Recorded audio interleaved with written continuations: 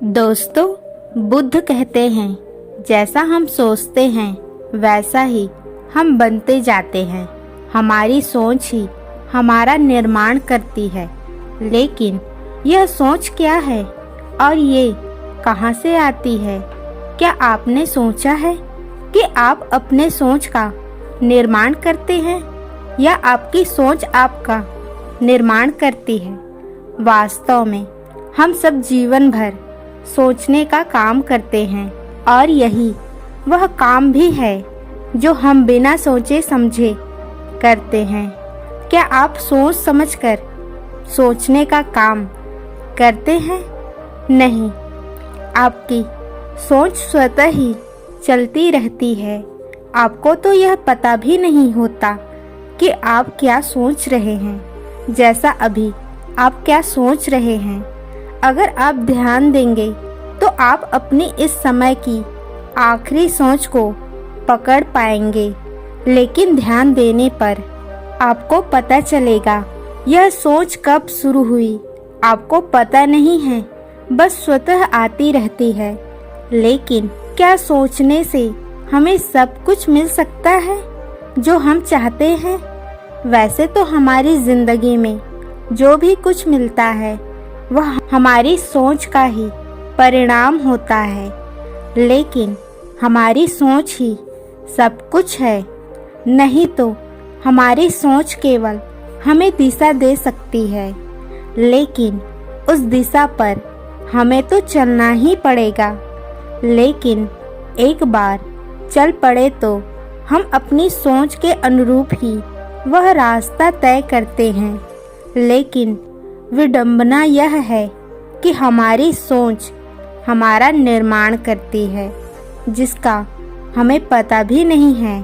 जबकि होना यह चाहिए कि हम अपने सोच का स्वयं निर्माण करें और हमारा निर्माण हमारे स्वयं के हाथों में हो।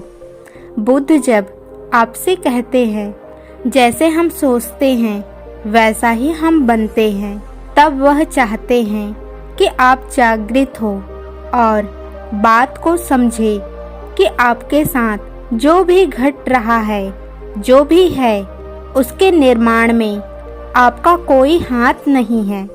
यह आपके मन के कारण स्वयं से घट रहा है।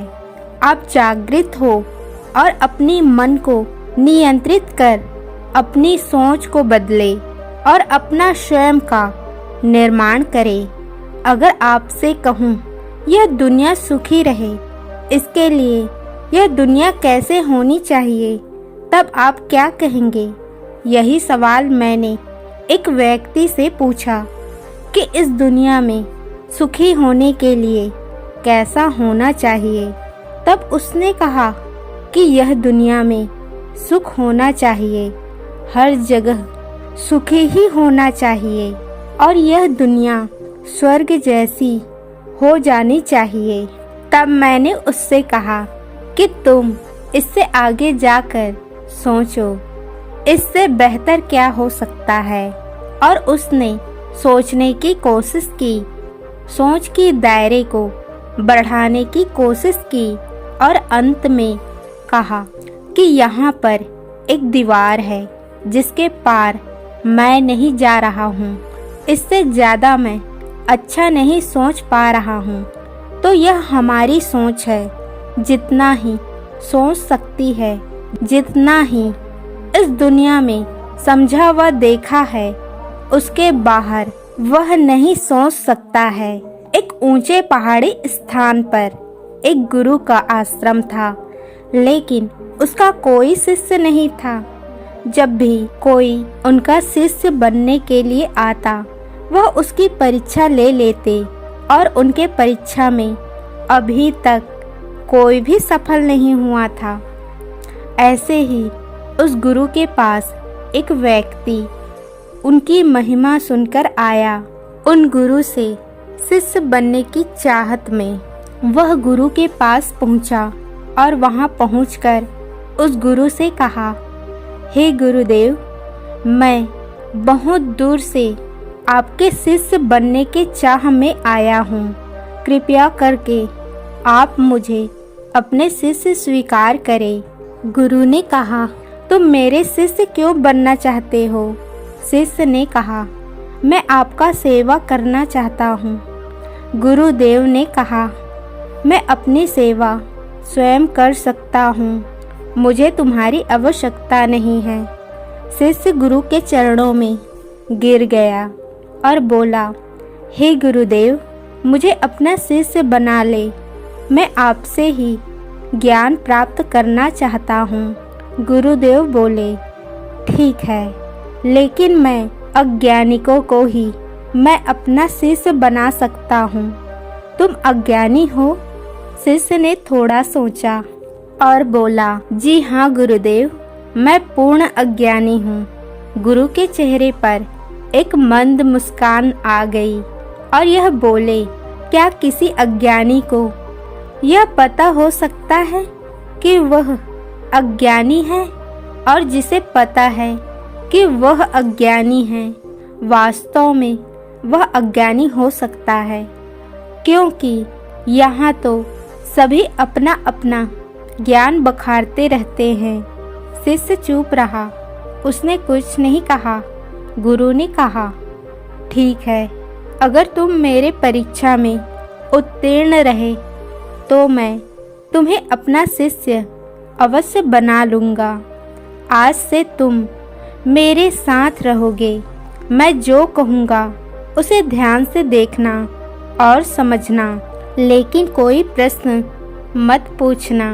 अगर तुम प्रश्न पूछा तो तुम्हें यहाँ से जाना होगा। तुम्हें मुझ पर पूर्ण विश्वास करना होगा। शिष्य ने गुरु के शर्तों को स्वीकार किया। अगली सुबह गुरु शिष्य को लेकर नदी पर पहुँचे। वहाँ पर उन्होंने शिष्य के हाथ में घड़ा दिया और एक बर्तन दिया और कहा, इस बर्तन से इस घड़े में पानी भर दो। उस बर्तन में कोई पैंदी नहीं थी। शिष्य ने बर्तन देखा तो वह चौंका। कुछ बोलना चाहता था लेकिन नहीं बोला। वह उस बर्तन से भरने लगा, लेकिन ना पानी आता और ना ही घड़ा भरा।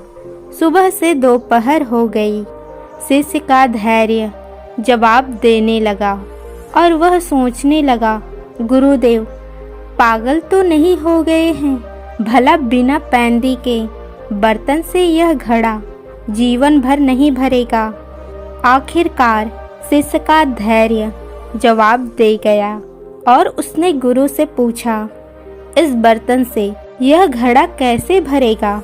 गुरुदेव, इसमें तो पैंदी ही नहीं है, सारा पानी तो नीचे से ही निकल जाता है।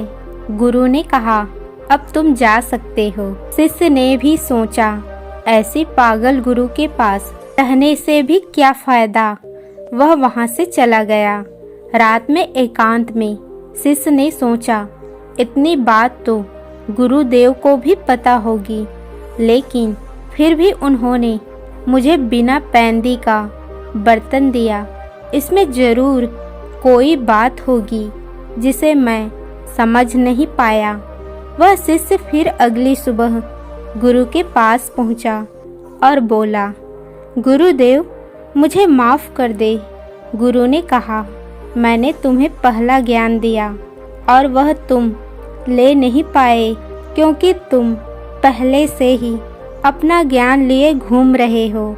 जिस प्रकार हमारे शरीर की इंद्रियां वह बिना पैंदी की बर्तन है जिससे हम मन रूपी घड़े को भरने का प्रयास करते हैं, लेकिन मन कभी भरता नहीं है, इसलिए मनुष्य कभी संतुष्ट नहीं हो पाता। शिष्य ने गुरु से क्षमा मांगी और कहा, गुरुदेव मुझे अपना शिष्य स्वीकार करें। गुरु ने कहा, तुम में धैर्य है, इसलिए तुम दोपहर तक धैर्य पूर्वक रुके रहे।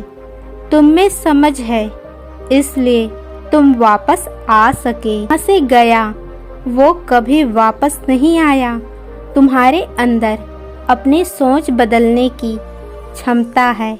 जो अपने विचारों को बदल सकते हैं, वह स्वयं का निर्माण भी देख सकते हैं।